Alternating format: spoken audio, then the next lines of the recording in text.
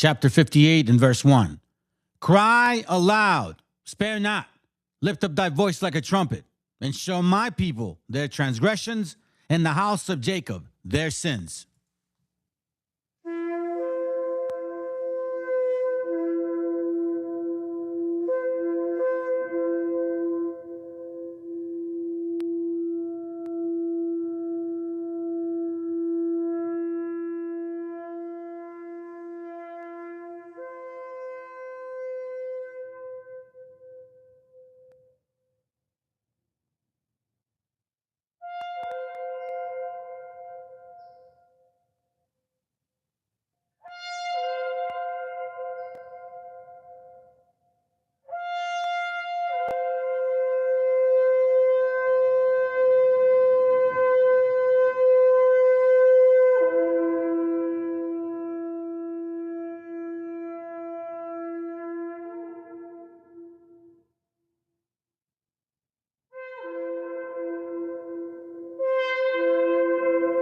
Copyright disclaimer.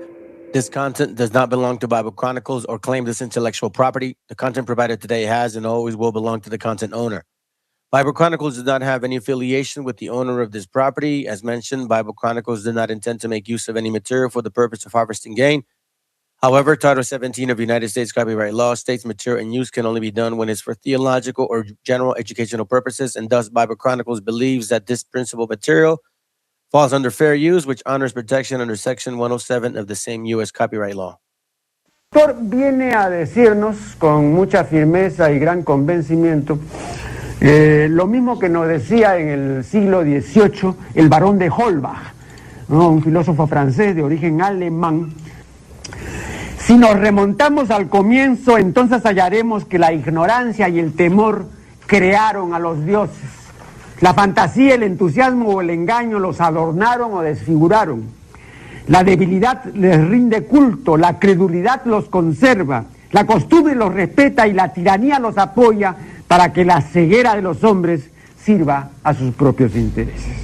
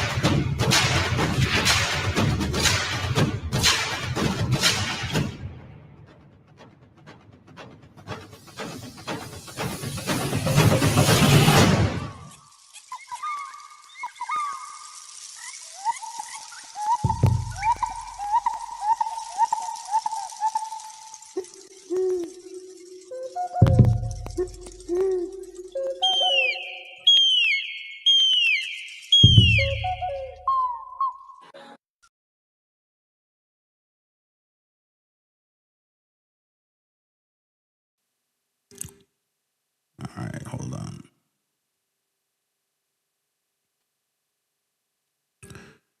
Let's see what we got going on here. Okay, I think we got the sound going. That works, so we know that everything else should be working as well. Saludos to the family. Hope all you're doing good. Buenas noches, buenas tardes, buenas noches, buenos días for you guys that are far. Good to have you here, bro. I'm going to get to it. I started right away because I kind of want to get to this. I'm going to try to read as much as I can. There's this book I want to share with you. I mean, there's a lot of stuff that I share, but I've never gone through a whole book with you guys.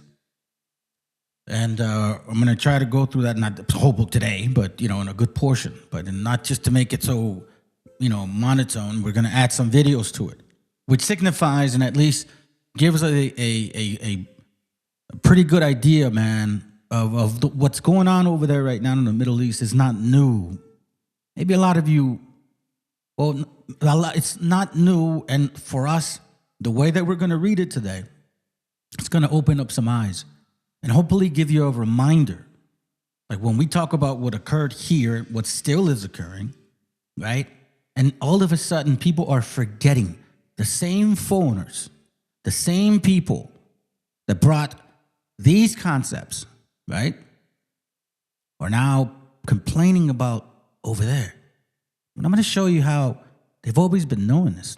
It's been written. They always knew. But see, when it affects your house now, then it matters to you. Then all of a sudden you do care, you know? That's what it says.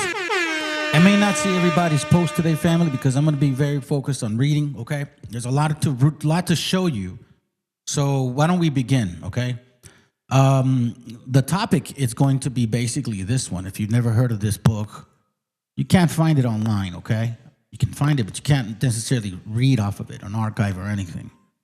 The Hidden History of Zionism by Ralph Shulman. Okay?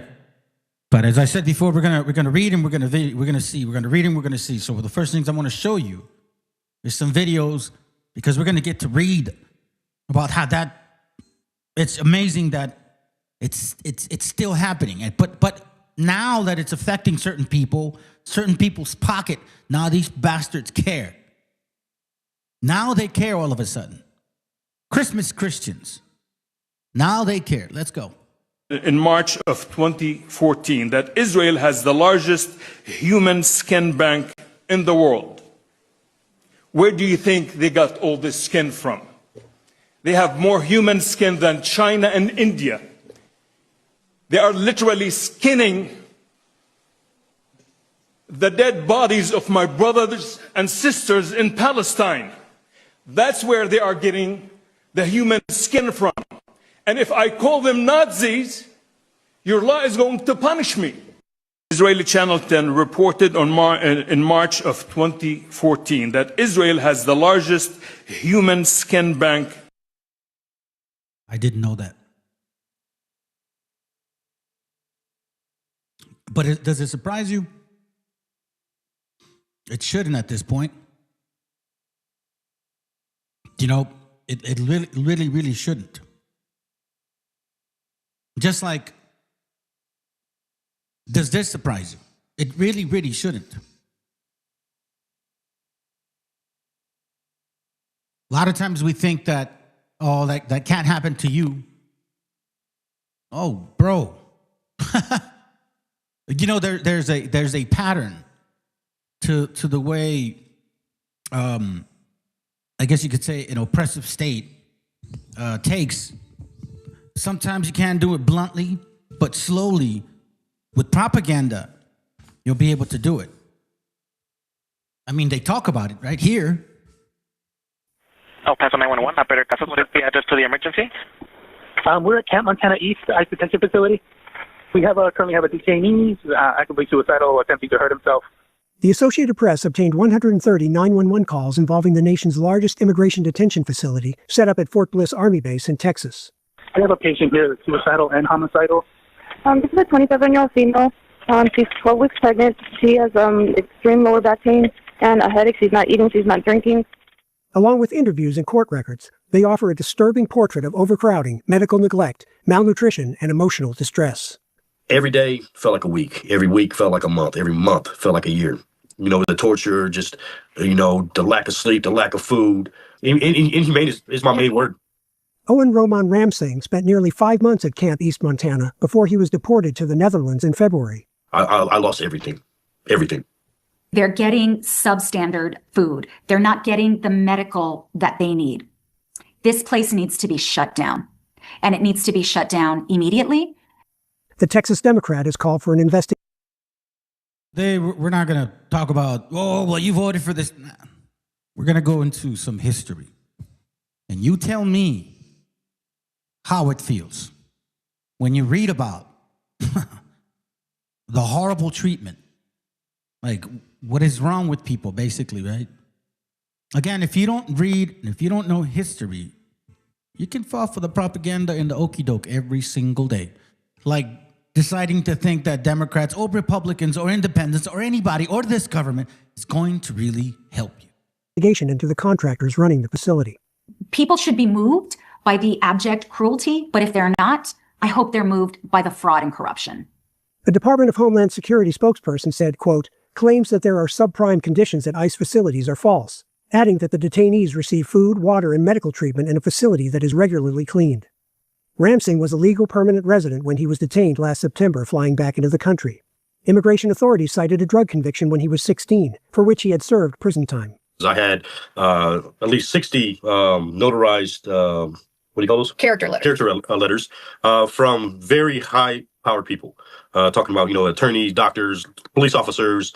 I'm a big part of the community of Columbia, Missouri. During his time at Camp East Montana, a Cuban man died in early January of asphyxia after he was restrained following what ICE said was a suicide attempt. Ramsing says he overheard a guard say that there was a $500 bet over whether the next suicide would occur by a certain date. And then I turned around and said, what the f-? Like, basically, you're betting against me, basically committing suicide. Every single one of us, with what we were dealing with inside there, it ran through all of our heads. That the suicide is real. DHS called his account false and said the facility provides mental health treatment and tries to prevent suicide attempts. Meantime, Ramsing is living with his father in the Netherlands, separated from his wife and 3 children, figuring out where and how to rebuild his life.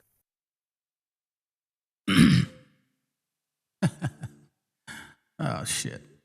Now, I do want to say this. Are y'all surprised? This is from Occupied America. I'm going to read a little bit of this, and then we're going to get into the actual book. This is not from the cover page that I showed you. But you'll start seeing the relation, the similarities. People moving in and people being taken out, forcefully going into homes, doing what they do. The Treaty of Guadalupe Hidalgo, it says, Nicholas Thrist sent to Mexico and act as peace commissioner, arrived in Veracruz on May 6, 1847, right? But controversy with the General Scott over Trist's authority delayed, and armistice and hostilities continued. Hold on, I can't really see, man. Come on. Okay, after the fall of Mexico City, Secretary of State James Buchanan ordered Thrist to break off negotiations and return home. President Polk wanted to secure more land from Mexico than originally planned, and he wanted to replace Thrist with a tougher negotiator.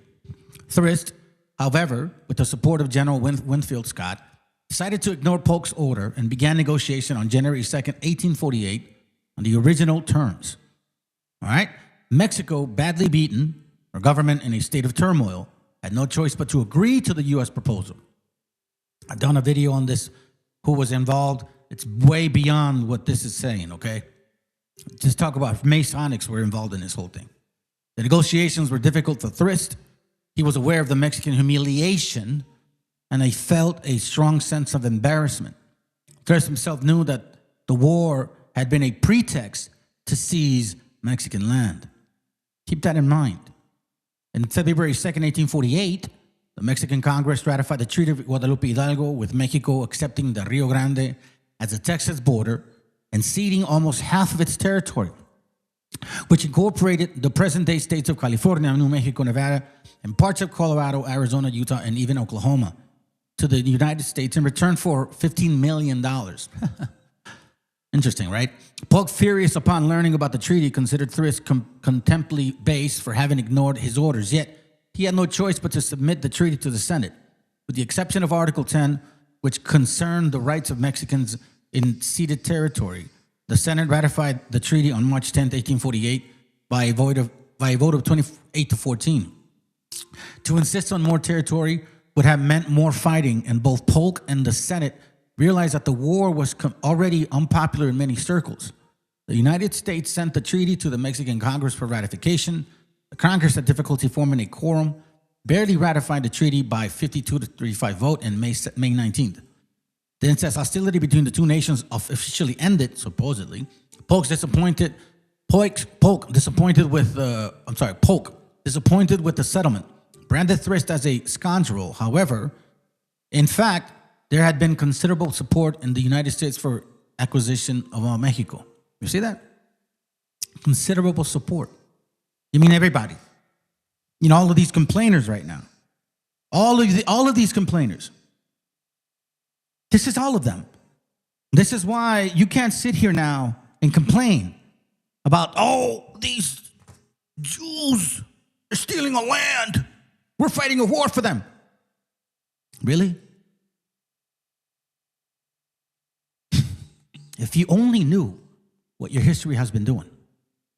During the treaty talks, Mexican negotiators expressed great reservation about the Mexican living in lost territory for being forced to merge or blend into Euro-American culture.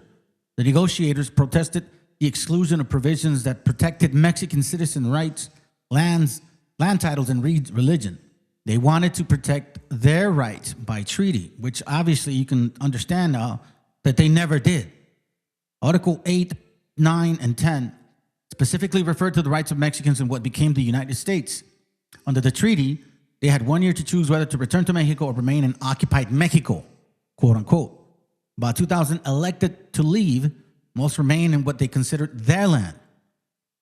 Article 9 of the treaty guaranteed Mexicans the quote unquote enjoyment of all the rights of the citizens of the United States according to the principles of the Constitution. Funny how they turned that, 14th Amendment on you guys, right? How is this being respected and protected? I don't think so, man. We're going to see some stuff. In the meantime, shall be maintained and protected in the free enjoyment of their liberty and prosperity, and secured in the free exercise of their religions without restrictions. You see this here? Why am I reading this?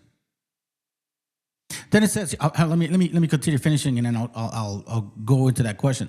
Lynn I. Perigo and the American Southwest summarize the guarantees of Article 8 and 9. In other words, besides the rights and duties of American citizenship, they, the Mexicans, would have special privileges derived from their previous customs in language, law, and religion. Previous customs in language, law, and religion. So if you spoke Spanish and want to change that, right? Or if you spoke a language and didn't want to change that, because this land was purchased, this side, it should be respected and what?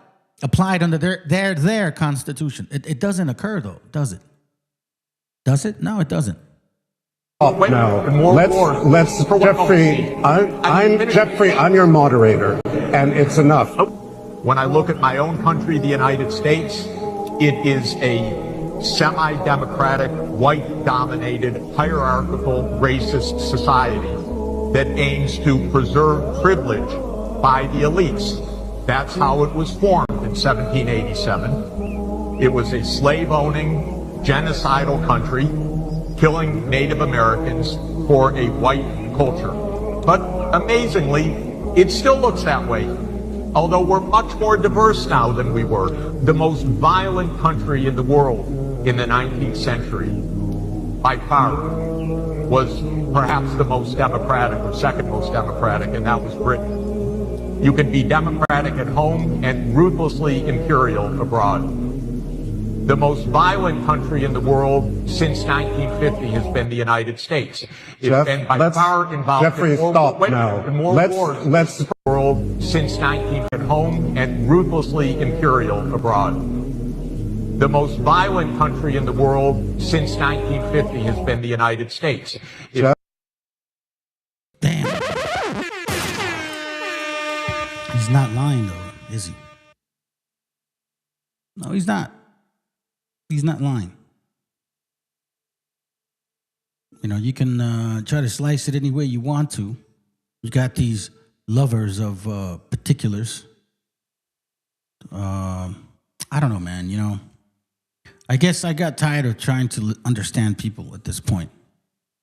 You know, wickedness is probably 80 to 90% rampant in this earth right now. So now we're going to get into this book here, The Hidden History of Zionism. Okay? And we're going to start in page 15. No, page 1, sorry. Give me a second. Let me see if I've got it right here. Okay, everything's in line. All right, let's go right about.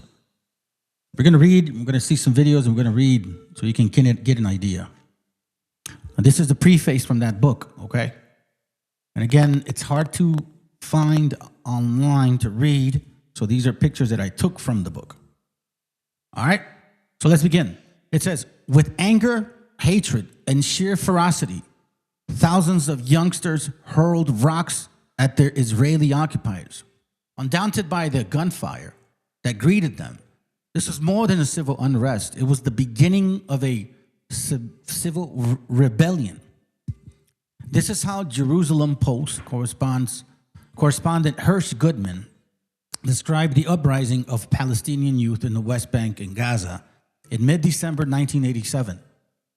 He says Goodman's remarks were written the day before December 21 in 1987, general strike which engulfed every Palestinian community under Israeli rule. Pay attention. The strike was described by the Israeli Daily as haaretz, as writing on our wall, even more serious than the bloody riots of the last 2 weeks. On that day, wrote John Kiffner in the New York Times, okay, the vast army of Arab laborers who wait on tables, pick vegetables, haul garbage, lay brick, and perform virtually all Israeli menial work stayed home. Does that ring a bell? Does that ring a bell to you guys? Arabs who were originally from that region are now day laborers or waiters or picks the vegetables or clean up the garbage or build your houses or perform virtually all Israel's menial work stayed home. Now, the part of staying home is obviously one thing. The other part is, who does that here? You tell me who here in North America does labor, waits tables, picks vegetables, hauls garbage, lays brick, performs virtually everything that nobody else wants to do. Who else? The Israeli response to the uprising was brutal. Defense Minister Yitzhak Rabin ordered the use of tanks, armed vehicles, and automatic rifles against an unarmed population. Did you guys not see that happening now, here?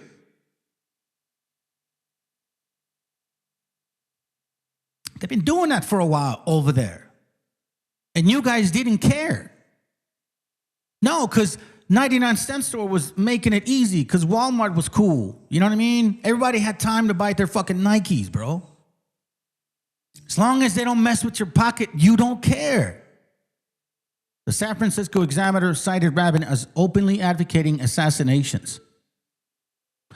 They can shoot to hit leaders of disorder. Rabin said in defense of the Army's practice of using marksmen with high-powered 22 caliber rifles to shoot indiscriminately at Palestinian youth. I'm reading this. Rabin ordered house-to-house searches, first for the young men, and later for anyone of whom an example might be made. Is this ringing a bell to you? Does 1492 or 2025 not ring a bell to you guys?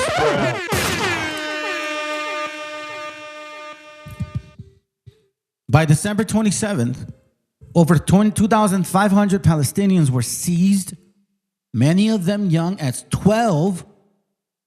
By the end of January, the number reached 4,000 and was rising. The militants, quote unquote, were marked for deportation. Doesn't that sound familiar?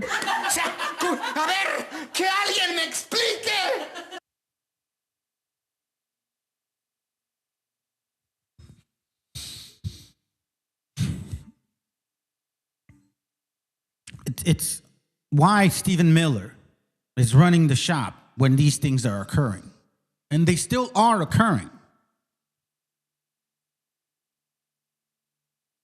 Many of them as young as 12. At the end of January, the number reached 4,000 and was rising. The militants were marked for deportation. Israeli high-security jails and detention centers were overflowing. Is that not what's happening here? Mass trials of Palestinians were underway. Is that not what they're saying? Deportation, mass deportation. Judges, I guess, dropped the claim or I don't know what they call it. I don't really know the terminology, but where the judge just basically denies something and then they walk out of the courthouse and they get taken, deported. That is a mass trial, basically. The act of brutality, which most inflamed the Palestinian population, was the army seizures of the wounded from the hospital beds.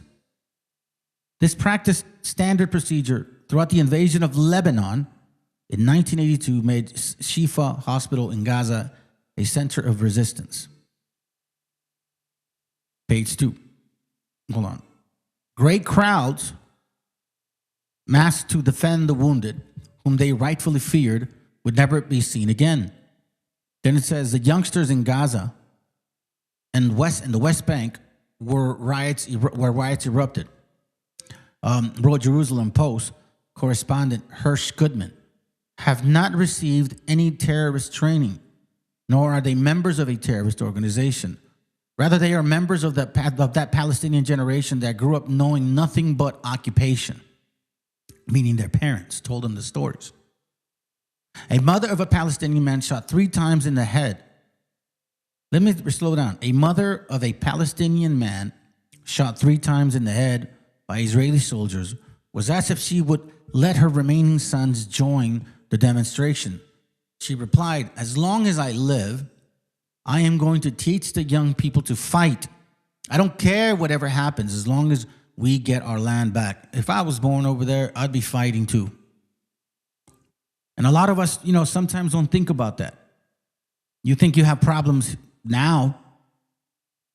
Imagine not having a home to be in, all troubled, all destroyed.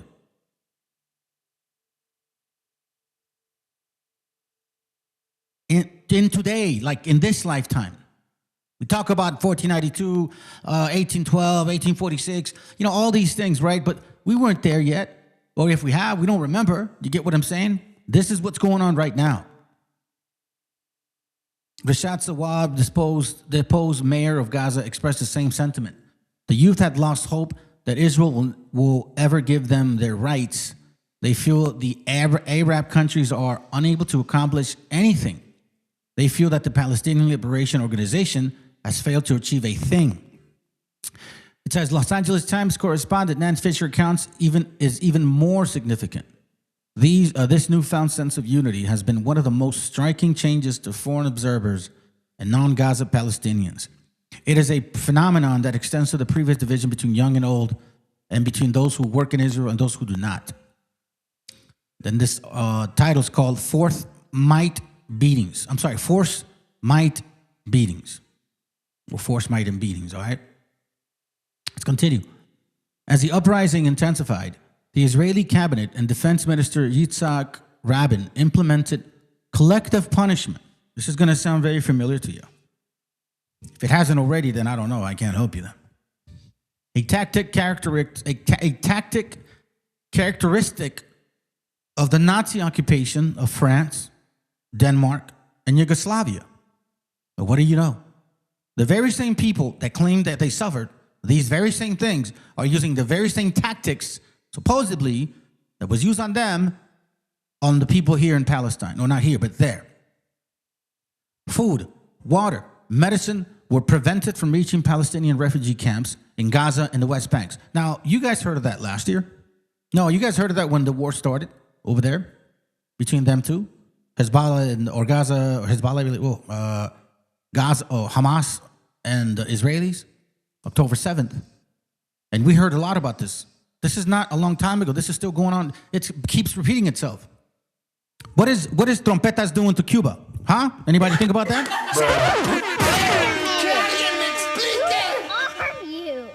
No, you see, you don't. You're so mesmerized by these Gringolandians, bro. You're so mesmerized by your fucking shoes or your car and your home and your fucking job. You know, it's like, oh, it's cool, but it does. At least it ain't happening here.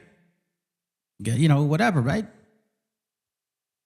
The United Nations Relief and Works Agency. The United Nations Relief and Works Agency for the Palestinian refugees in the Near East personnel reported that children seeking powdered milk at UN depots were shot and beaten with sticks.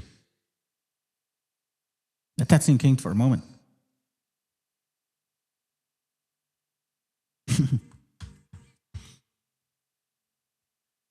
The Kasbah, where over half of the 125,000 inhabitants of Nablus lived, has been sealed off by concrete barricades and iron gates. The Kibbutzim and the nearby refugee camp in Jenin were placed under siege at the times of writing. The siege, which has cut off all food, water, fuel, and electricity, has lasted 55 days. A Jerusalem Post analyst explained the policies of Rabin. He said, the first priority is to use force, might, beatings. This is considered more effective than detention. Let's just beat that ass. He may then resume stoning soldiers. Now, you know, like when Raza gets pulled over, right? Because you get pulled over because you look Raza. And these black, white, or brown,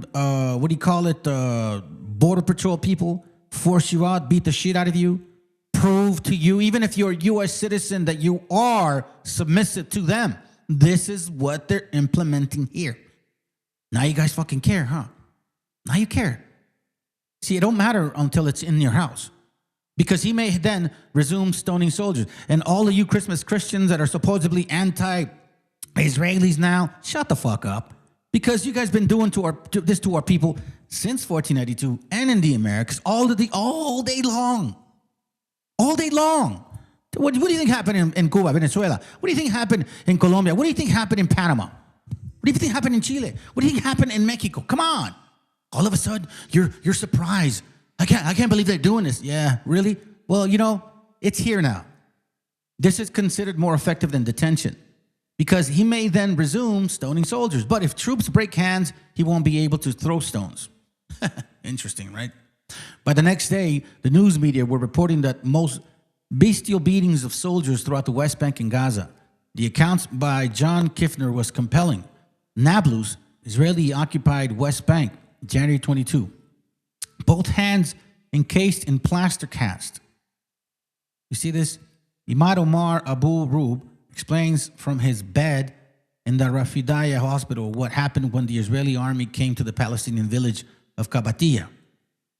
Both hands encased in plaster castings. He's wearing a cast in both hands, right? They enter the house like animals, shouting. The 22-year-old student at Beersheba University said, they took us from the house, kicking us in the head, beating us. All the soldiers with their rifle butts, maybe the end of the rifle. Then he was taken to the construction site of an unfinished house where he said the soldiers put an empty bucket over his head. Several of the soldiers held him down, he said, gripping his arms to force his hands against a rock. 2 others, he said, beat his hands with lengths of 2x4s, breaking the bones. The injuries are the product of a new officially declared policy of the Israeli army and the police to beat up Palestinians in hopes of ending the wave of protest in the occupied West Bank and Gaza Strip that began in early December. Border Patrol has been being trained by these guys. Welcome home, huh? At least 38 Palestinians have been killed by Israeli gunfire in the protest. In the bed next to Mr. Abu Rub, Hassim Arif Kamel, a 17-year-old high school student from Kibbutzim, told a nearly identical story. Labor and Likud leaders responded with one voice to worldwide outcry over these practices. President Chaim Herzog declared, the alternative facing us today is between suppressing these riots or allowing them to develop into a new Tehran or Beirut. Not denying it. Prime Minister Yitzhak Shamir and Defense Minister Yitzhak Rabin continue to defend the policy, as they do today. You see it right here at the White House. They defend everything. Like, no, nobody got hurt. No, those people were terrorists. Those were criminals. I mean, look at them. Look at them. They're Mexican looking. Look at them. They're fucking criminals. Why wouldn't we continue to defend our policy? With both men saying publicly that the purpose of the beatings was to instill fear of the Israeli army and the Palestinians. I've shared with you guys a video so often that they look at you, they look at them the same way they look at us. But you don't believe it. That's why I'm protecting my family. That's why I raise them the way I do. Shamir stated that that events had shattered the barrier of fear. Our task is to recreate the barrier and once again put the fear of death into the Arabs of the area. You see, this is why I always wonder, like, if you guys are originally from that region, why do you call them Arabs and you don't call yourself one of them too? Because, you know, that's from Palestine to Iran, correct? So if you're from supposedly Palestine, why don't you call yourself an Arab? Why do you have Arab Jews, supposedly? So that means you're a what, a European Jew? And how does that fucking make sense? What do I know, right? I'm just a dumb Mexican. John Kiffner reported the New York Times, Prime Minister Yitzhak Shamir and Defense Minister Yitzhak Rabin continued. Oh, that's right. It says, Shamir stated that events that had shattered the barrier of fear, our task is to recreate the barrier and once again put the fear of death into the Arabs of the areas. Really? Then it says he concluded that the uprising would never have taken place had the troops used firearms from the very first moment. So why do you think they're walking around with rifles when they're going around people's homes and shit? But the fear of authority. You guys, I mean, it's funny, man. You Christmas Christians, bro, like you guys are a joke. It felt good when you were on top, right? It felt good when you were like, hey, man, you know what I mean? We're superior than you guys. No, they don't care. Now you're getting mad because they prefer them over you. Now all of a sudden, all of these Anglo Protestants, whatever the fuck you guys are, now you're mad because your presidents and governors prefer them over you. Now you're mad because of that. But when you were preferred over us, so to speak, us brown people, you didn't give a fuck. You didn't fucking care. Deport those bastards. Who fucking cares? But now they're going to use those tactics on you piece of shits, and now you get offended. Now you're mad because you're no longer the favorite. Oh, pobrecitos. It says Palestinian resistance grows. The rebellion of the Palestinian people of the West Bank and Gaza has engulfed every village, town, and refugee camp. Children of as young as 8 and old people in their 70s and 80s defy the Israeli army daily.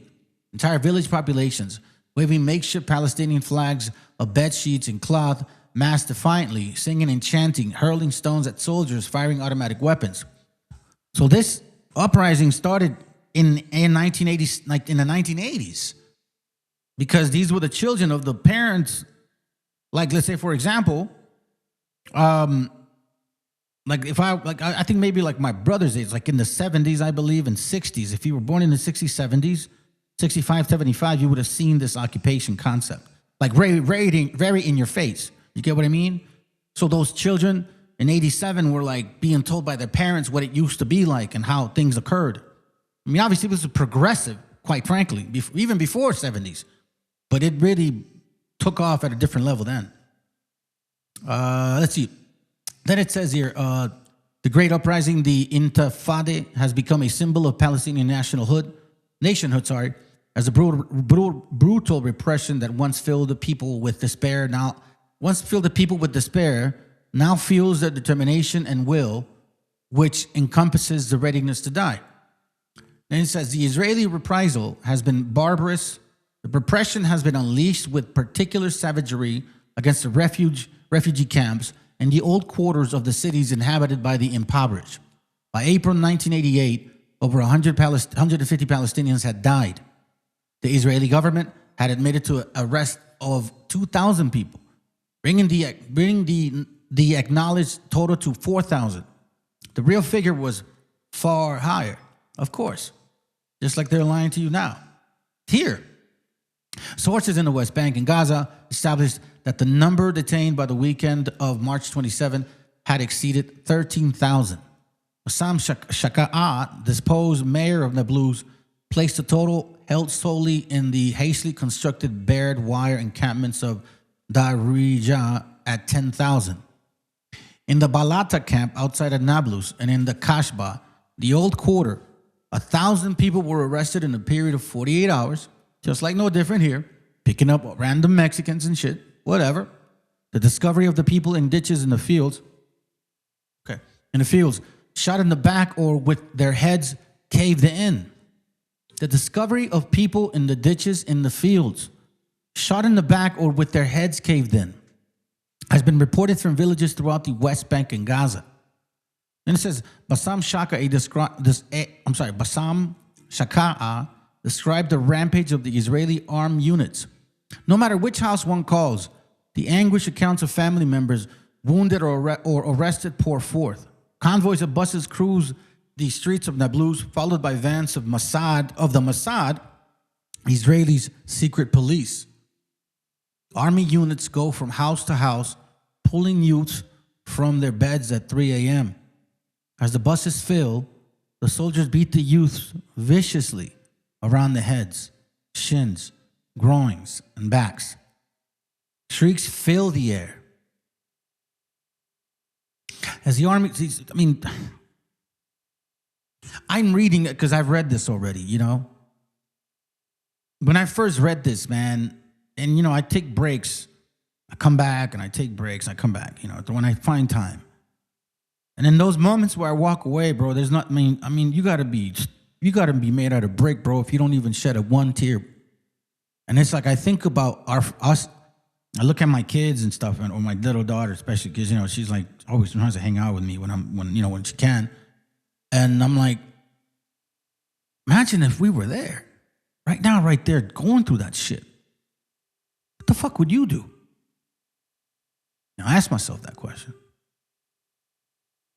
As the army makes its rounds by kidnapping the young from their homes, people gather at their windows and on the roof of the houses, shouting in unison, Phalistan Arabia, Thara Hata al-Nashir, Allah Akbar, Arab Palestine, revolution until victory, God is great.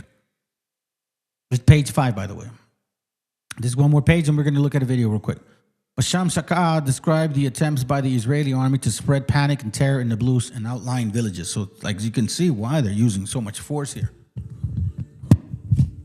It's crazy, man. Fleets of helicopters fly over Nablus at night, dropping a dense... Listen, fleets of helicopters fly over Nablus at night, dropping a dense, green, toxic gas over the city. The smell pervades every house. Armed units fire canisters of the substance into houses at random. Doctors at Etihad Hospital reported several deaths and severe lung injuries from this as yet identified asphyxiating chemical, totally distinct from tear gas. You know, it pains me that a lot of you guys don't know that the quote-unquote gassing in the Holocaust was first practiced here on our people in 1917, early 1917, and even later as well. But do you care? Does it matter to you? I've come to realize, man, 85% of people really are fucking horrible, bro. Do you know that? 80% maybe, man. I wish I could go as fucking high as 95 or some shit. But this world is polluted with wickedness, bro. A lot of you guys didn't care until it came home. You see, us, Raza, we've been going through this shit since I can remember, since I was born knowing about it.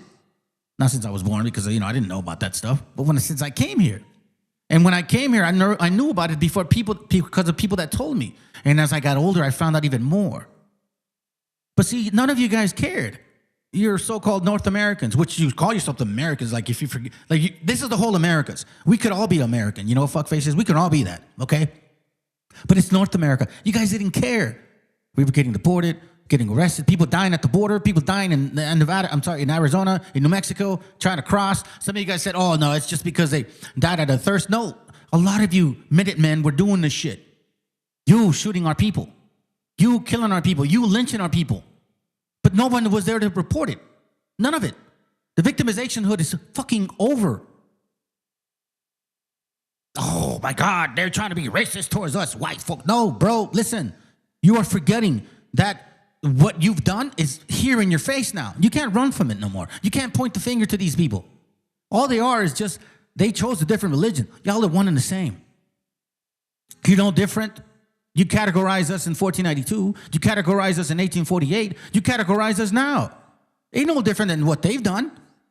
It's no different than every time you see in a movie. Matter of fact, the Nazi shit, they categorize them like half mixed, word mixed, full mixed, you know, like we can kill them, we can't kill them. It's the same shit you guys did with eugenics. You implemented eugenics here, then you went and took it around the whole world. Is it not that a fact?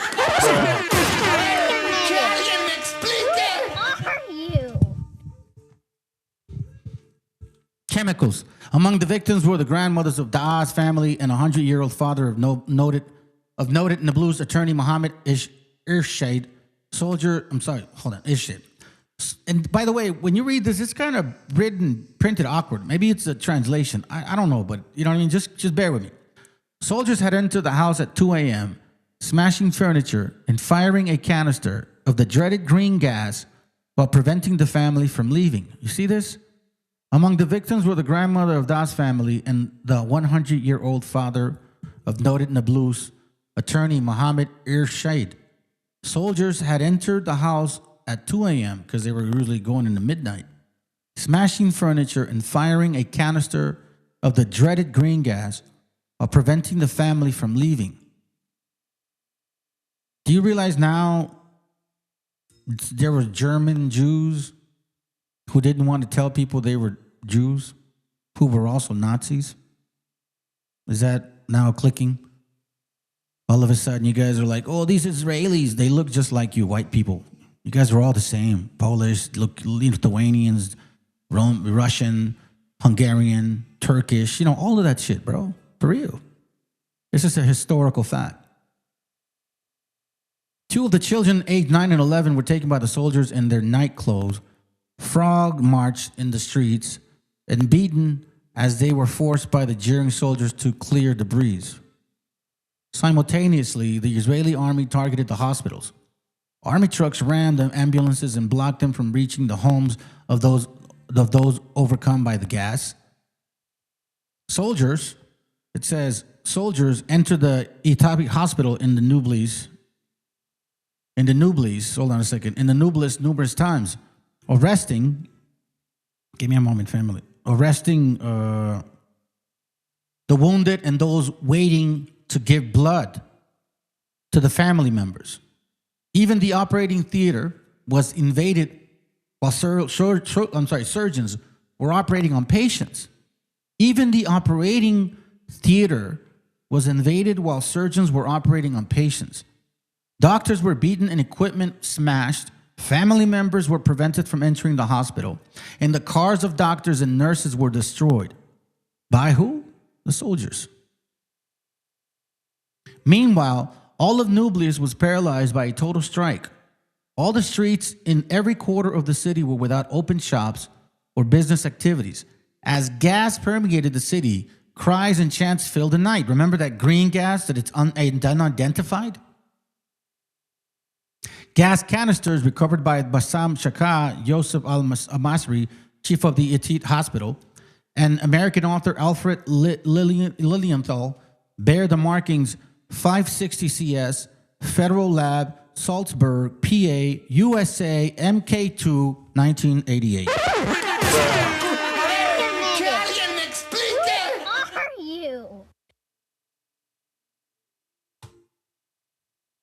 What do you want me to tell you, bro? What do you want me to tell you? I would really like to know what the hell that chemical is. It's let me see something here. Let me try to save this. Give me a moment. Give me a moment, fam. Give me a moment. Just one little moment.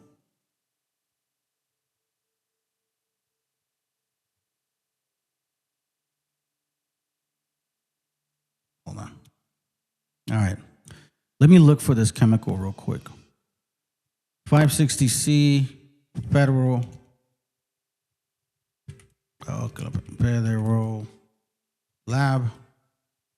Salzburg. Yeah, USA.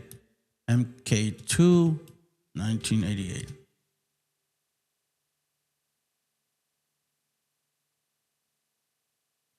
Does this during war women take over federal labs? No, you're not gonna find it like that. I mean, I found that it's relating to the book. It's just relating to the book. It's like a tear gas, some type of form. I mean, look, listen. You can see who built that damn thing. You see what I mean, family? And you guys are all surprised. All you Christmas Christians, you white Protestants, man, all you supposedly you're anti-Israeli now. Oh, I can't believe they're doing that. Bro, you've been doing it to our people forever, man. All of a sudden now you fucking care. You've been doing it to our people forever. This is nothing new. Maybe new to you. John Kiffner reported on April 4th that hundreds of refugees were treated in the United Nations clinic for a gas inhalation. God, I can't even read. On April 15th, Kiffner wrote, gas has been thrown inside homes, clinics, and schools where the effects are particularly severe. Particularly severe, he says.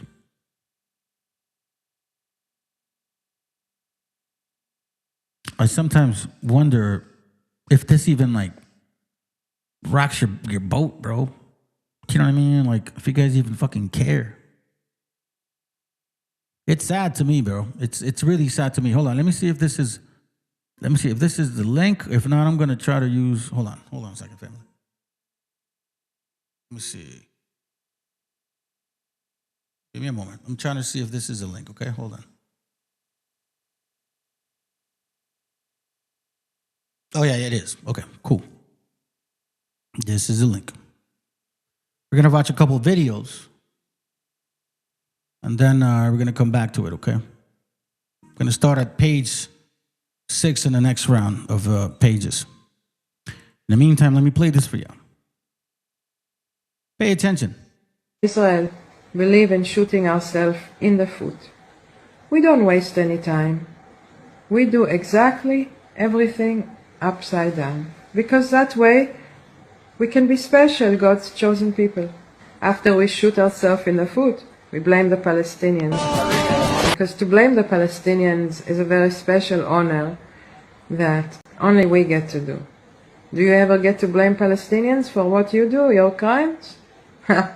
It's much easier to go through life that way, trust me, especially when we are the biggest criminals in the world. I find it so funny because people like her, right, voted for Trump because he said what? That you Mexicans are drug dealers, rapists, and God knows what, criminals. We're poisoning the blood of their nation. Isn't that what they say? They do blame you and us or other people for the shit that they do. They blame Mexico for their drug abuse, right?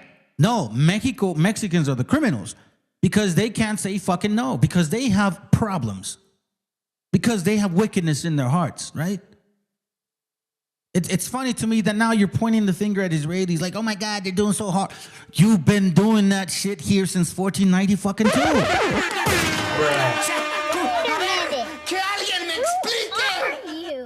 And I don't know. Do you remember when we bombed King David Hotel long time ago? No? Good, forget about that. Remember what we did to the flotilla to Gaza? You don't? Good. Good. Stay ignorant. It's good for us. And if you have true leftists, how dare you be educated and know what's going on? We in Israel believe in shooting ourselves.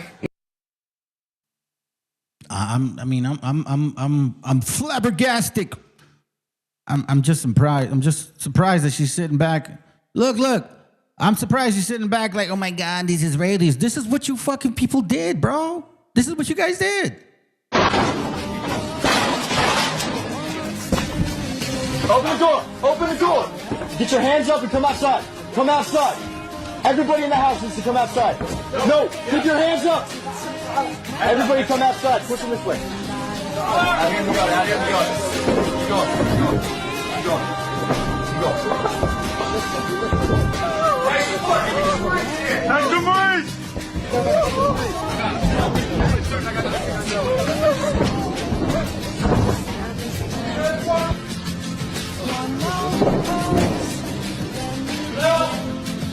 Three.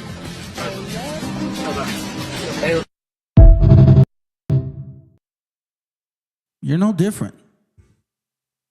You're no different. The nerve of you. The nerve of you. Really? Really? Like really? You're gonna point the finger now? Page 6. Agency doctors have seen symptoms not normally connected with tear gas. The UNRWA is seeking information on the contents of the gas to provide antidote, especially for the most vulnerable groups: pregnant women, the very young and elderly. Kiefner later reported, warnings on the canister say the content can be lethal. Warnings on the canister say the content can be lethal. Really? Throughout the West Bank and Gaza, cases of miscarriages, vaginal bleeding, asphyxiation were occurring after the use of the gas. If you guys watch the movie Nuremberg, I think it's Nuremberg, right? Nuremberg.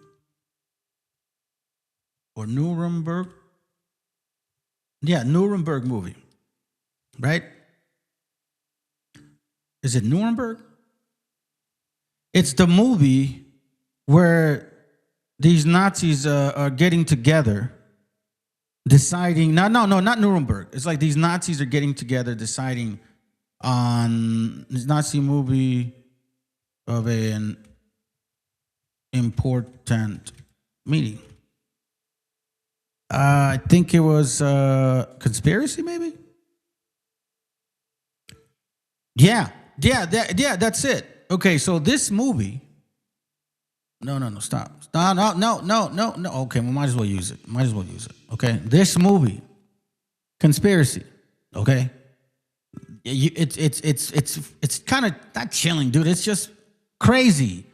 Their interpretation of evacuation wasn't evacuation; it was extermination. But they were trying to, implement the gas treatment all across, Europe, supposedly to get rid of these people, the mixed races. I know, and remember, keep in mind that whenever they met each other, right? What was their famous thing? Hail Hitler. Hail Hitler is what they said. They didn't say Hail Germany. They said Hail Hitler. It's no different than when they say Hail Trump. They only do what Trump says it's supposed to do. The same thing with Hitler. It's Hitler. He decides what law goes and what doesn't. You get what I'm saying? It's no different. Nothing new under the sun, I guess. Kiefner later reported warnings on the canister says the content can be lethal. Throughout the West Bank and Gaza, cases of miscarriages, vaginal bleedings, and asphyxiations were occurring after the use of the gas. A glimpse of the savagery, it says. Some of the most vicious incidents occurred in the town of Kalkiya. Soldiers entered the house of workers and poured gasoline over them, setting them alight. 6 workers were covered in flames. 4 of the victims managed to rush out of the building and roll on the ground, ripping off their clothes. 2 were severely burned, and are in critical condition. On February 20th, 2 youths were arrested in Khan Yunis, beaten savagely, and taken to the beach where they were buried alive under the sand. After the soldiers left, villagers managed to dig them out. You hear this? Reports in the establishment press gave a glimpse of the scale of Israeli brutality. A soldier's account reported in the Israeli newspaper Hadashat was cited in Newsweek. We got orders to knock on every door and enter and take out all the males. Isn't that what Stephen Miller says? Isn't that what J.D. Vance are like saying they're going to go door to door? You guys are like, oh, that's Nazi stuff. Shut the fuck up. That happened in Palestine. You see, you didn't care. You didn't care until Walmart started to disappear. You didn't care until your 99 cents or until your value that you cared for, until your money started shrinking. You didn't care. Now you care. Y'all are hypocrites, man. You are hypocrites. We got orders to knock on every door, enter and take out all the males. Nothing new under the sun. The younger ones were lined up with their faces against the wall, and soldiers beat them with billy clubs. This was no private initiative. These were the orders from our company commander. The accounts make it clear that Israeli protestation about the excesses of individual soldiers are transparently false, Newsweek revealed. Armed with 30-inch wooden clubs and urged by their prime ministers to put the fear back into the Arabs. How can you be... I don't understand. If you say... Well, okay, whatever.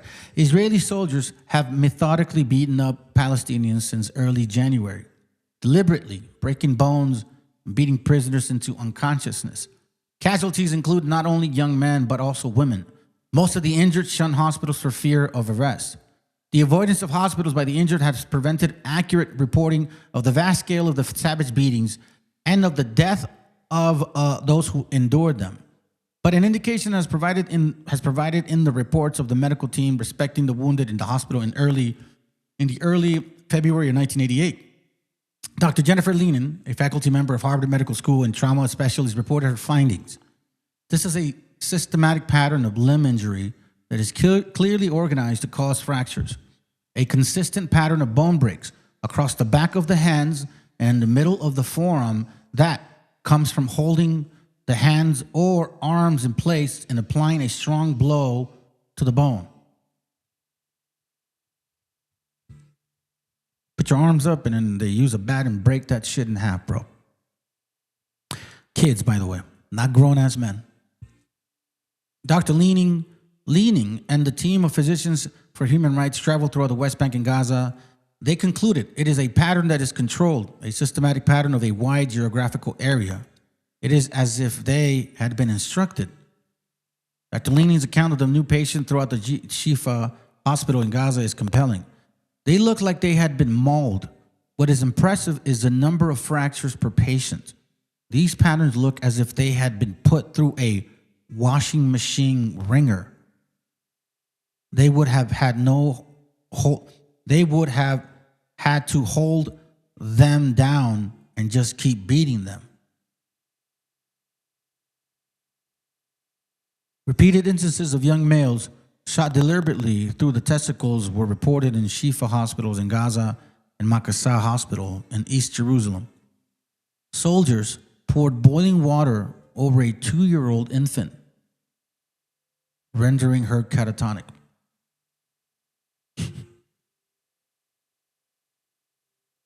You don't care.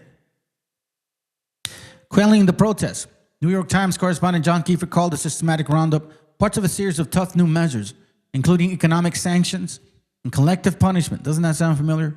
That the Israeli army and other officials are imposing in hopes of quelling the protests, which have grown into an increasingly organized Palestinian mass movement in the occupied West Bank and Gaza Strip. The army's new orders allows detention without any specific charges or trials, even in military court. Moreover, according to the March 23, the New York Times, the procedures do away with judicial review of the administrative detention sentences and allows local commanders to order the arrest. He says, and it says, immediately after the order, people were seized overnight in more than a dozen refugee districts, villages, and towns in West Bank and Gaza. Once again, Israeli Defense Minister Yatsi Rabin announced that Israeli civilians have the same authority as soldiers to shoot.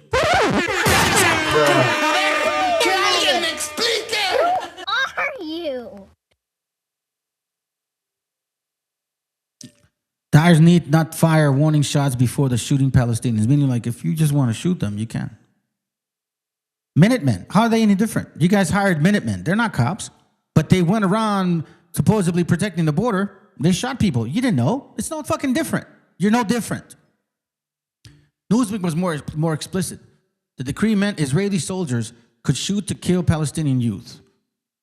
Yitzhak Rabin was effectively deputizing settlers, deputizing the Oath Keepers, deputizing the Proud Boys, which is a gay fucking title to have, deputizing the third percenters, or deputizing those, don't threat on me, all of you that fucking carry those shits. And if you guys ever dealt with that shit, then you need to examine yourself. You probably have a hard-ass time in your home now. The decision, according to Newsweek, would open the floodgates of the 60,000 settlers' pent-up frustrations. It was not long before the attack occurred on April 6. Settlers engaging in a clear provocation shot in cold blood a Palestinian working in his field outside the village of Beita. Attention, however, focused on the death of Tirza Porat, a 15-year-old settler girl among the group. Nobody cared about the old man. They just cared about, oh my God, the children got shot. The settlers reported Tirza Porat had been stoned to death by a Palestinian villager, but an army autopsy report revealed she had been shot in the head by the Kahane follower acting as her nominal guard. I don't know what the fuck. Accident? Purpose? Rabbi Meir Cain is the founder of the U.S. Defense League. Whatever. Despite the autopsy report, Prime Minister Yitzhak Shamir used the occasion to vow that Palestinians would be crushed like grasshoppers. Head smashed against the boulders and walls. That's biblical, you remember? In Beita villages, the scene of the incident, 30 houses were blown up. The number of houses destroyed was confirmed by Hamdi Faraj, a noted Palestinian journalist. Forms of self-government emerged, it says. The recent Palestinian uprising has done more to challenge Israeli control than has been achieved in the 20 years. The entire infrastructure of the Israeli rule has unraveled. Spies are asking forgiveness, confessing their deeds and exposing the apparatus of control. Police are resigning. So, you can see what that says. However, the Village League's Israeli organization of collaboration have collapsed.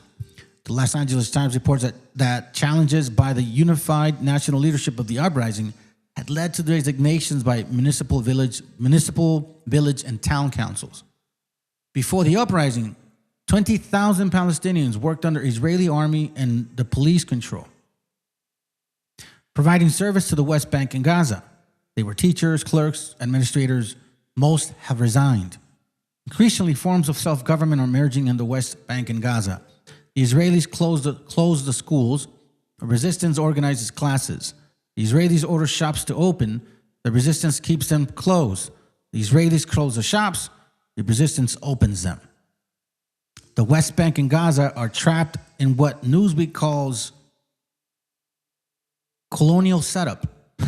Interesting. Newsweek cites Israeli demographers Meran Benvenisti, the former deputy mayor of Jerusalem, as follows. The occupied territories, occupied America, 1848, 1492, no different, became a source of cheap labor and a captive market for Israeli goods. Pay attention, family. Israeli trade surplus in the West Bank and Gaza, Benvenisti reveals, is $500 million a year. Trade surplus meaning what people buy from Israelis, right, compared to what they buy from other people. But this is just from West Bank and Gaza. So all the people they oppress gives them about $500 million a year in goods that that the Palestinians need. The government takes a further $80 million a year in taxes above what it provides in meager social services, right? So whatever these people have, whatever money they spend or make, they get taxed on that shit. And they get another $80 million. The territories import $780 million a year of Israeli goods at high prices. See this? Now, how much money does the Euro guy here do? The Anglos, they send him a lot. You guys don't care. You don't care. I mean, now you do because now they're messing with your shit. But you didn't care before. You didn't care 10 years ago. You didn't care when Obama did it. You didn't care when Clinton did it. You didn't care when Bush did it. You didn't care when Biden did it. You didn't even care. And I mean, then you didn't care when Trump was doing it until he lied to you. Then you fucking cared. Oh, it's about the Epstein files. Really? You care more about that? You didn't care about it before. You care more about the fact that he lied to you about the Epstein files and this shit. Because as long as you keep prospering and you're superior than other people, hey, you know, I don't care what other people suffer like. It don't matter to me. Even though these people were giving them lots of money to live by, like for example, us, our GDP, 3.5 trillion, I think trillion. Could be as much as a billion, I think trillion or billion, whatever the two, but almost as much as a country here in the northern part of the Americas. Do they care? No, they still want to deport you. The Palestinians have some economic weapons of their own. Thousands of Arab workers have long since walked away from jobs as Israeli farms, factories, and construction sites. You see them, the same menial jobs that a lot of our people occupy in this territory here, right? Is the same menial jobs that the Palestinians are basically work in those territories. Do you see any difference?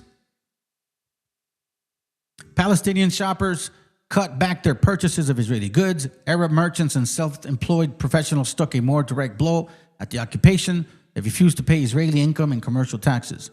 Thus, as Newsweek acknowledged, the economic sword cut in two directions. Israel's construction industry, which drew 42% of its workforce from the occupied territory, has been hobbled by Arab walkouts. So as you can see, the construction workers were who? Not these Khazars, not these lazy bums, not these Zionists, Christian and Jew. No, the people that actually live there, like you, brother and sister, like us, the people that actually live here, that belong here in this land. Israeli Economic Minister Gad, Khazar, estimated that the first 3 months of rioting cost Israel economy at least $300 million, 10% of U.S. aid for a full year. So that's 10% of U.S. aid for a full year. That's how much they give you guys. Your whatever. That's how much you give them, plus what they charge the Palestinians. It says, quote-unquote, liberated zones, supposedly. No respite can be expected for Israel. The village in the West Bank and Gaza has responded defiantly to Israel's barbaric onslaught, declaring themselves liberated zones, barricading the streets and flying the Palestinian flag, right? Newsweek reports their protests are adroitly coordinated through the leaflets issued by the shadowy Unified National Command of the Uprising. Their leaflets are the law of the land, it says. Despite the massive repression, Palestinian spirits have never been higher. This spirit is perhaps the factor of greatest concern in the Israeli state.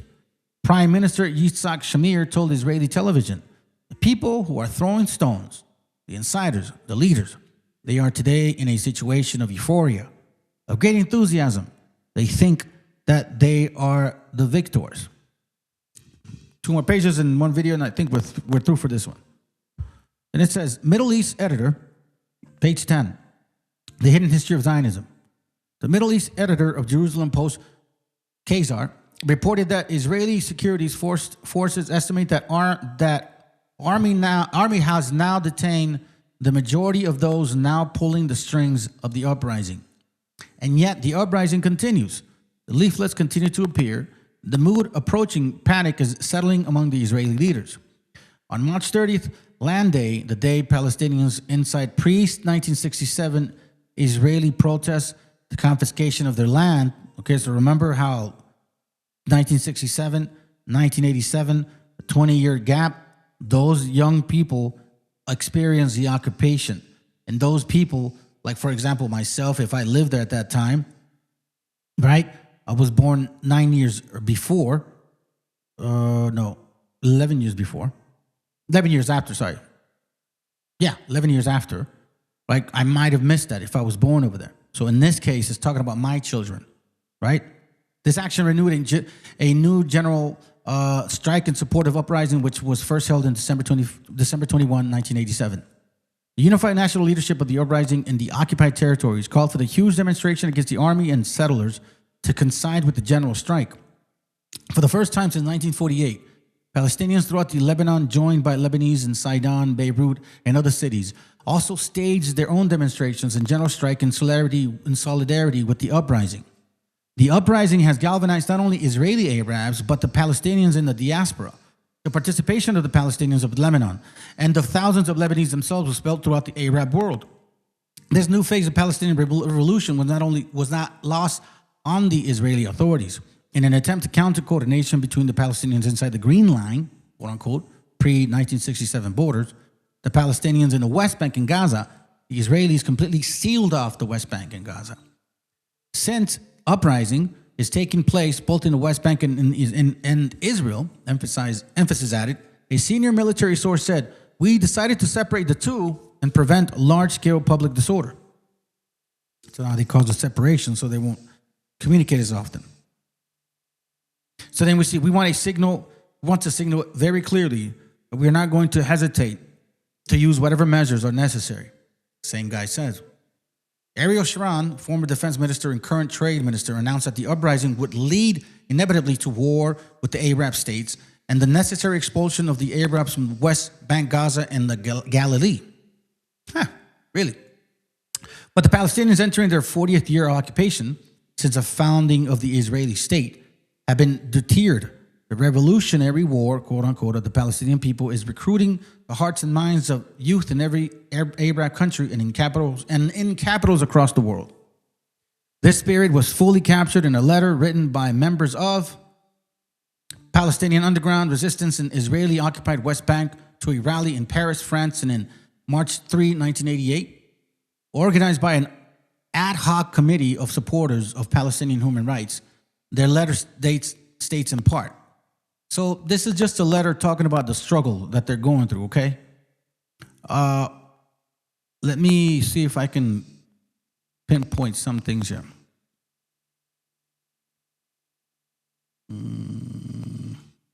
Let's just start here and then we'll finish it like that, okay?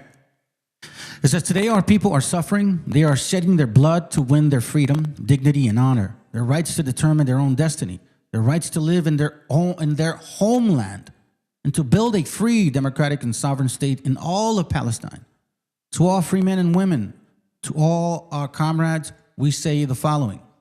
Palestinian people have been the victims of many decades of an international plot of vicious attacks aimed at exiling them and chasing them from the lands upon which they have lived for centuries. What a coincidence. Have you guys not understood this already, family? This is an international plot, which what occurred here. That is more on a micro level scale. This is more on a macro, long term, right? We have been expelled from our lands which have now been settled by foreigners in accordance with the aim of colonialism and imperialism.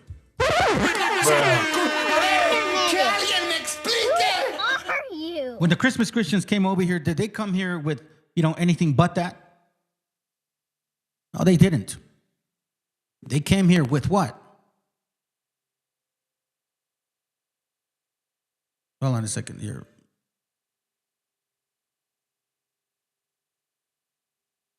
Give me a second. Okay, here we go.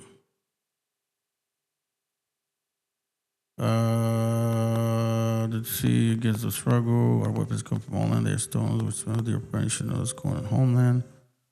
Wait, hold on, what the hell did I do? It was right there, right?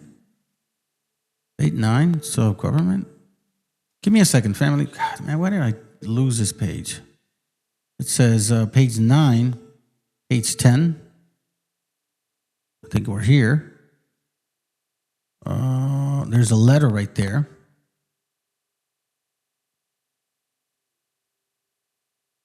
Okay, that goes right here.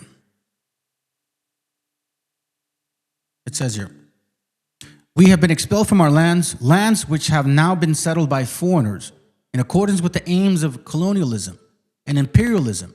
This settlement has been imposed by the laws of oppression promoted by the Western nations and the Eastern totalitarian regimes. This settlement has been imposed by the laws of oppression promoted by the Western nations, Europeans, and Eastern totalitarian regimes, meaning all of those that benefit from the Europeans, which call themselves North Americans today, and falsely and completely misinterpret the term American. That means all the America's fucking idiots.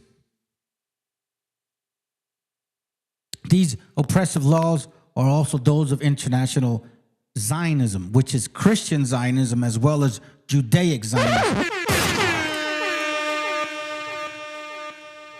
No different. No different. That's why you guys think Trump is like the fucking Messiah. We have been subject to terror, assassination, and torture. Today, we are deprived of even our most elementary and legitimate rights. They have wanted to make us as an exile people, destined permanently to refugee camps. They have wanted to destroy us physically and eliminate us. Is that not true? Did I not share the video about how people are, calling about how they're detaining them? Are you not hearing 40 people so far? More than that have died under their custody? Destroy you physically, mentally, spiritually? Separating you from your children? 85,000 kids for the what? For the purpose of Epstein? Maybe. What are you? No different, man. Christian Zionists, Judaic Zionists, y'all are the same. Through the wars of 1948 and 1967, they carried out the occupation of all of Palestine. Of all Palestine. Hold on.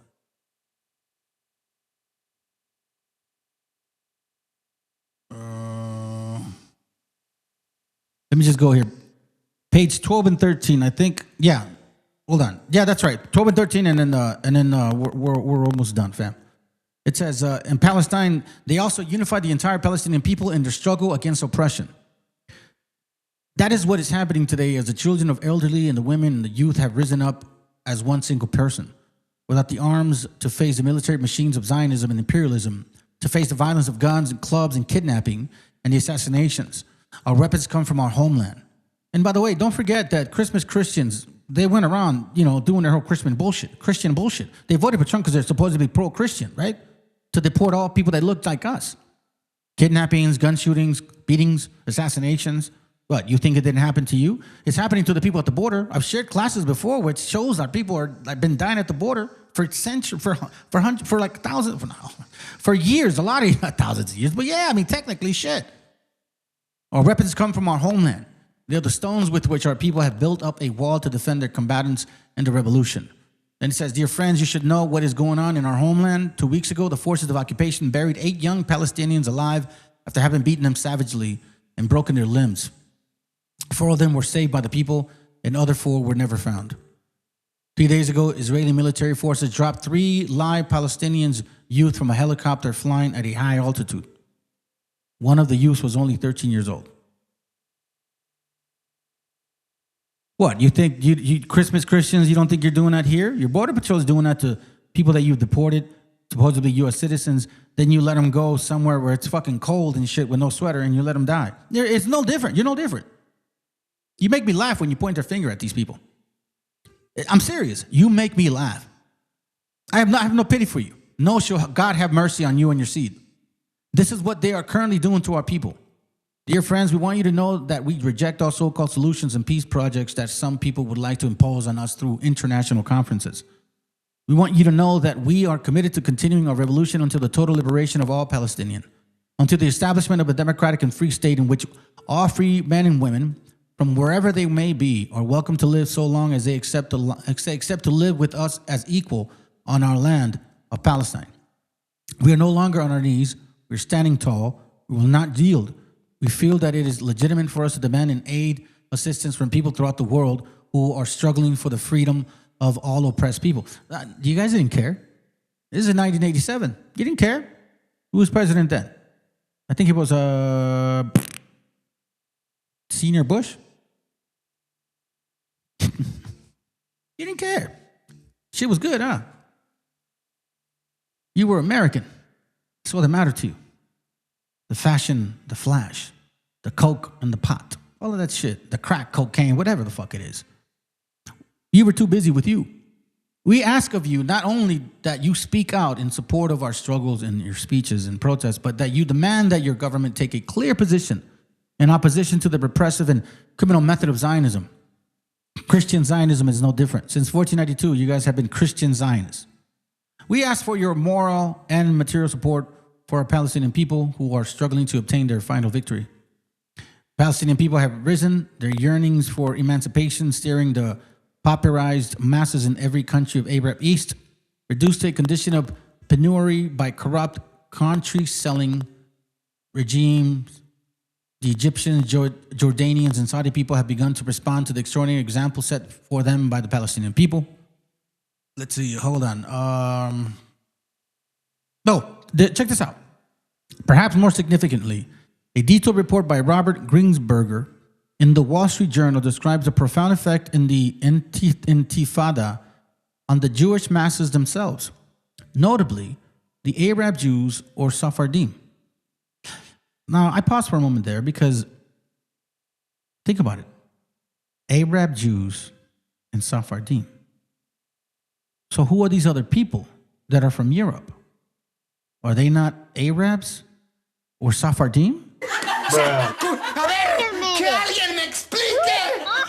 And if they're not Arabs or Sephardim, because Sephardims are considered to be from that land, why do they not agree with being Arabs, Jews themselves?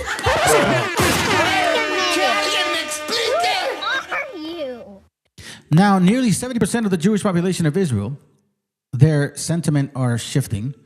In contrast to the rabid Likud, Israel's ruling party, figures such a Reuven Rivlin, who declared ominously, "I believe God is Jewish. I believe the demographic problem will be solved." The Sephardic Jews are corresponding differently. The riots shattered the myth perpetrated by the Likud founders Mesham and Begin and his successor, Prime Minister Yitzhak Shamir. The Sephardim are demanding social services and want to bridge the gap between ideology and practical solution to the Arab-Israeli conflict. They care more about jobs, housing, and education than keeping faith with a territorial inviolate Israel. Enoch Smith, a U.S. pollster, reflecting on the new challenges, quote unquote, from the Sephardim notes, this year, for the first time, they will account for 51% of the voters. Didn't make a difference. As a letter from the underground attests, the Palestinian people, self-activated and increasingly confident of the power of mass struggles, are demanding aid and assistance from the people throughout the world who are struggling for the freedom of all oppressed people. This message is beginning to reach Israeli Jews. The day is dawning when you too will seek a future free of Zionist state, Christian or Judaic, which has combined subjugations of the Palestinian people with the exploitation of the Jewish poor. This book seeks to uncover the hidden history of Zionism, a moment rooted in the ideology of racist oppression of Jews and colonial subjects alike. Remember, Jews and Muslims of British colonial America? It's since 1492. Family, they've been doing that shit to us. You just were too fucking stupid and sleep to figure it out. Yeah, I said that shit. I hope it hurts. Yes, it has been written in anticipation of that day when the dedication and fervor of the Palestinian people, so long persecuted and oppressed, will speak to the Jews, recalling to them their own painful history, because they never went through it, with the program for a Palestine in which victims past and present will create together the intifada of the future and overthrow a state predicated upon oppression, torture, expulsion, expansion, and unending war.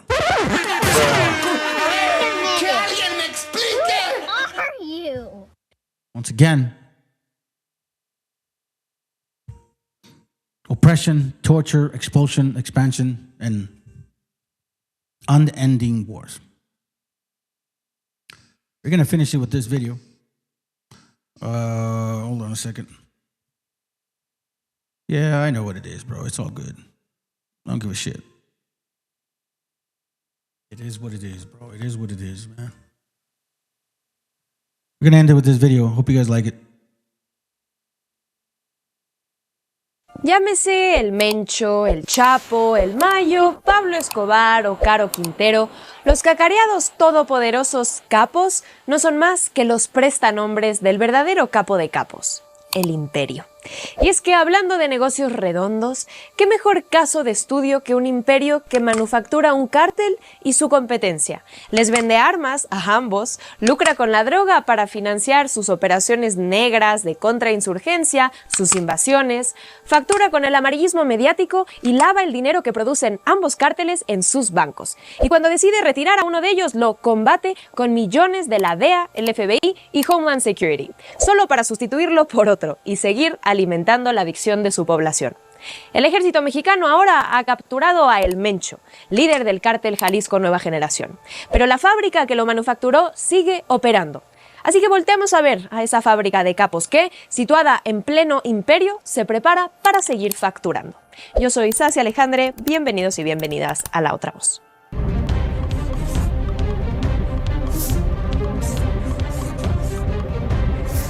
Enemigos de la seguridad nacional estadounidense. ¿Son los cárteles los enemigos de la seguridad nacional estadounidense o más bien sus aliados más útiles?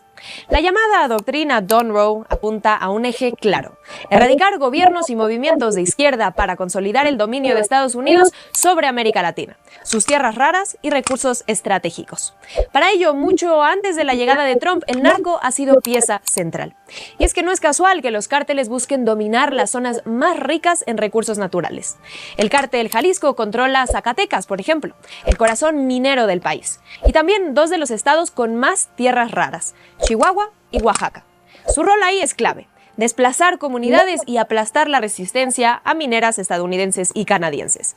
Sin contarse lo suficiente que entre los mayores beneficiarias de la guerra contra el narco de Felipe Calderón estuvo, por ejemplo, Fortuna Silver Mines, que, junto al narco y el ejército, despojó con masacres, por ejemplo, a la comunidad de San José del Progreso en Oaxaca.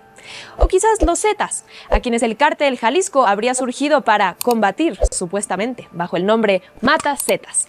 Nacen como grupo de élite del ejército mexicano, entrenados en la Escuela de las Américas en Fort Bragg, para exterminar al EZLN y otras insurrecciones contra el Tratado de Libre Comercio con Estados Unidos. Casualmente, los cárteles siempre alineados con los intereses del imperio. Y para ello, ¿cuándo es que Estados Unidos no ha armado a los mercenarios que le sirven a sus fines? Tras el operativo del ejército mexicano que abatió a El Mencho, líder del cártel Jalisco, esto decía el titular de defensa mexicano Ricardo Trevilla. Se han asegurado en lo que va de la administración 23,000 armas. De esas 23,000 armas, el 80% son de origen norteamericano. Y es que a sorpresa de nadie, el país con 432 millones de armas en manos civiles, 83 millones más que habitantes, es el que, con gusto y connivencia, arma hasta los dientes a los cárteles mexicanos.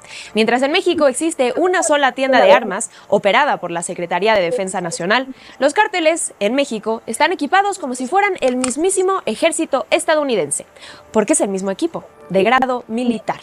Lanzacohetes, AK-47, fusiles Barrett, granada de fragmentación o balas de calibre .50, del tamaño de un habano, fabricadas especialmente para el ejército estadounidense. Porque no solo hablamos de compradores testaferros y de tráfico hormiga, sino de que la mitad de estos cartuchos de calibre .50 confiscados de los cárteles desde 2012 fueron rastreados a la fábrica de munición Lake City Army Ammunition Plant, propiedad del gobierno estadounidense, y la mayor fábrica de rifles para el ejército estadounidense. Una prueba más de la connivencia del gobierno de Estados Unidos en armar al narco. Entre 2009 y 2011, el Buró de Alcohol, Tabaco, Armas y Explosivos del Departamento de Justicia estadounidense ejecutó la llamada Operación Rápido y Furioso, consistiendo en permitir que compradores sospechosos adquirieran armas en Arizona para supuestamente rastrearlas hasta los cárteles mexicanos, excepto que miles de estas armas se perdieron misteriosamente. En resumen, una venta de armas al narco tutelada desde el más alto rango del gobierno estadounidense, disfrazada de operativo de inteligencia. Y todo esto en plena iniciativa Mérida, la cooperación logística, militar y económica estadounidense a la guerra contra el narco de Felipe Calderón. ¿Se acuerdan de la frase de Eduardo Galeano que decía: ellos tenían la Biblia y nosotros teníamos la tierra? Y nos dijeron: cierren los ojos y recen. Y cuando abrimos los ojos, ellos tenían la tierra y nosotros la Biblia. Pues así en los medios de desinformación, para los que misteriosamente los narcos tienen la droga y el establishment estadounidense tiene las armas. Y en un abrir y cerrar de ojos, estos se intercambian. Con ustedes, Infobae.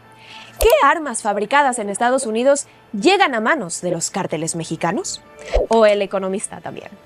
Armas importadas en Estados Unidos terminan en manos de narcos. Porque como bien hablamos en este episodio, las armas estadounidenses acaban en manos de los cárteles por obra de teletransportación, claro está. Pero no solo. Hablando de la reciente captura y abatimiento de El Mencho, vimos una red coordinada de propaganda y desinformación.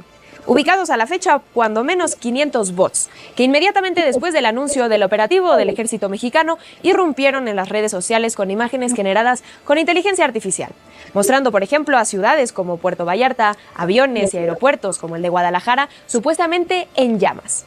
Esto por parte de cuentas vinculadas a las redes trumpistas, tanto estadounidenses como internacionales, como la de Laura Loomer, influencer de extrema derecha y asesora no oficial de Trump, o Agustina Tonetti, influencer argentino cercano al régimen de Milei y aupado por medios como Voice of America.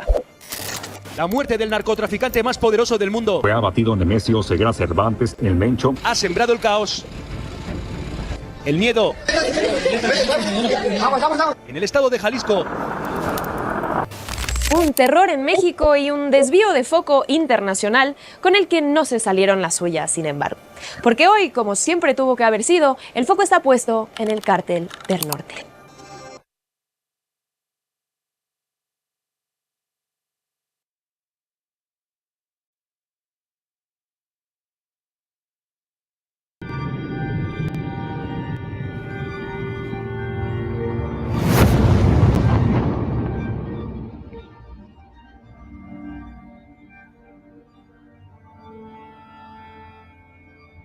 Ical, hijo, abre los ojos.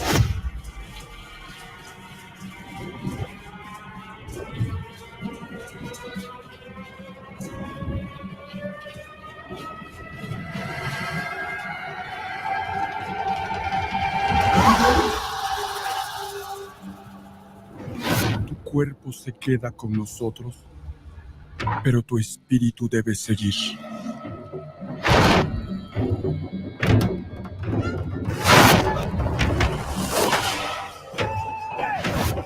Busca la luz. Aléjate de las sombras. Deja que nuestro dolor sea tu fuerza. Desde aquí iluminamos tu camino.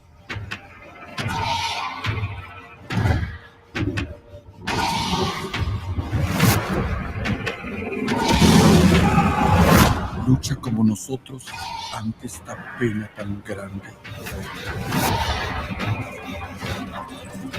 Yo soy tú.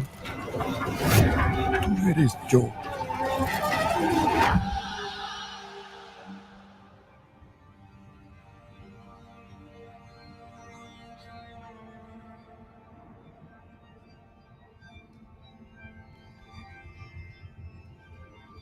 La muerte que hoy nos separa, mañana volverá a unirnos. Eres libre, hijo.